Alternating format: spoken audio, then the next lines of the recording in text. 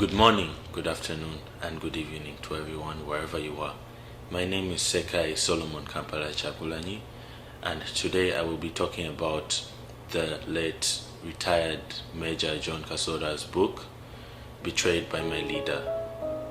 Betrayed by My Leader takes us through the late retired Major John Kasora's life in the Bush War and how his leader, Yoweri Kaguta Museveni, betrayed his principles over time.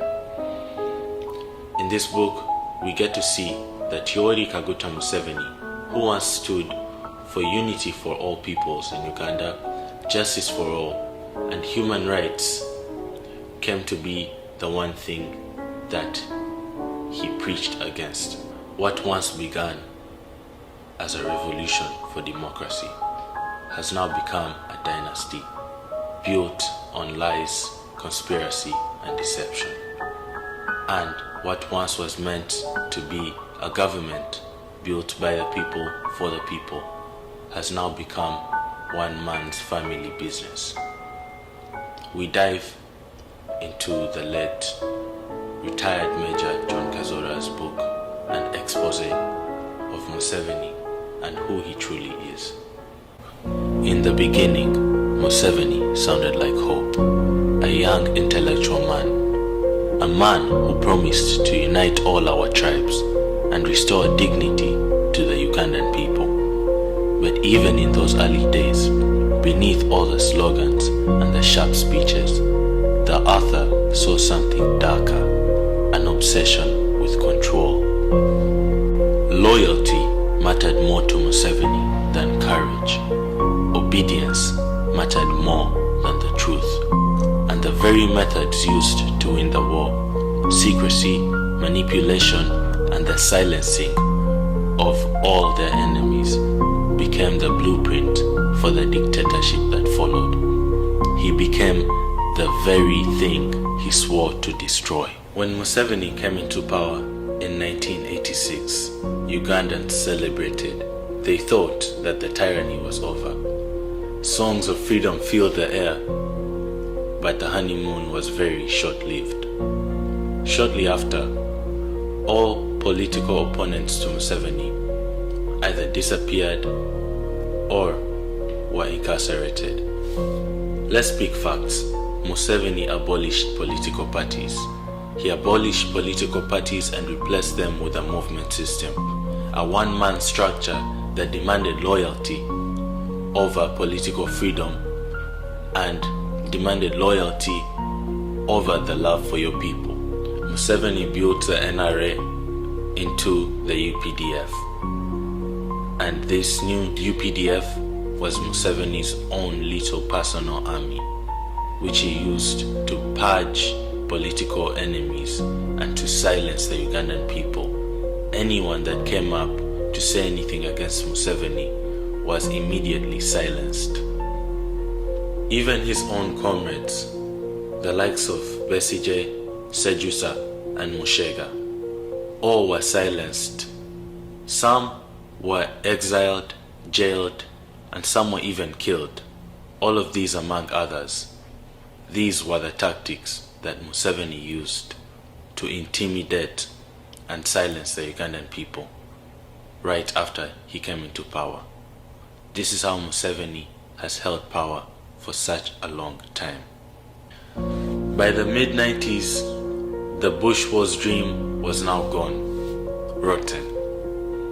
The 10-point system that Museveni and his comrades had built early on in the struggle, that put forward democracy, the advancement of society, and the well-being of the people, was now down, and a new system that based itself off bribes, intimidation, and killings was put in place, not to ensure the well-being of the people of Uganda, but to ensure the longevity of Museveni's government, to leech and milk Ugandans for as long as possible.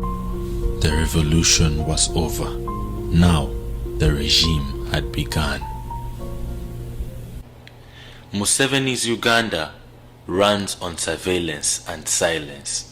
The Chieftaincy of Military Intelligence, CMI, the Internal Security Organization, ISO, and the Special Forces Command, SFC, all of them function as extensions of one man's paranoia. Safe houses became torture chambers, citizens vanish in the night, journalists are beaten for filming the truth, and opposition leaders are arrested for daring to speak. In this Uganda, you do not need to commit a crime to be imprisoned. You only need to think differently. This, my brothers and sisters, is how the revolution eats its own children. While the people are controlled by fear, Museveni builds a dynasty behind the curtains. Janet Museveni, his wife, becomes a minister. Relatives control security, intelligence, and finance, and his son, General Muhoozi Kainerugaba, is quietly groomed to inherit power.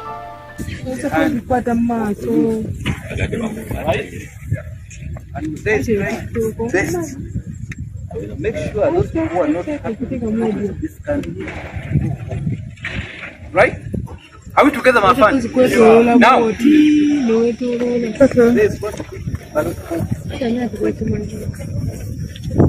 Right? It's physical. All people whom he has been with. Are we together? Meaning the last date of the retirement of the general 20. All of them, right? Now 2028, we shall identify officers which we are doing now. Where the regions where they come from, what is called MK project. MK what? Project. MK project. Go against it. I am telling you, we shall crush you. We shall do what? Yeah, we shall crush you. I am not a Munyankole and I have never been a Munyankole. My mother is a Mutoro. Sawa. But to be who I am right now, I was raised by Munyankole. I became a Koporo by Munyankole. I became a Usumiten by Munyankole. I became a PC by Munyankole. I became a lieutenant by Munyankole. I am here in Oliver Town by Munyankole. Yes, sir. So there is no way whatsoever that I can betray you. Right? So you have become an officer. I'm telling you this bitter message. I'm telling you what? A very bitter message that you have accepted. That if they comes, he finished 2026, he comes, he hand over in 31, give us the blessing, then the MK project takes what? And if you want to enjoy this summit, I'm telling you, if you want to enjoy this summit, you must vote. Are we together? Campaign? Yes. This is not a conspiracy, it's a fact. Uganda, once a republic, has become a royal estate. Our forefathers fought against a monarchy, and they were lied to and manipulated into crowning a new royal family. But this time, the royal family is wearing military uniforms.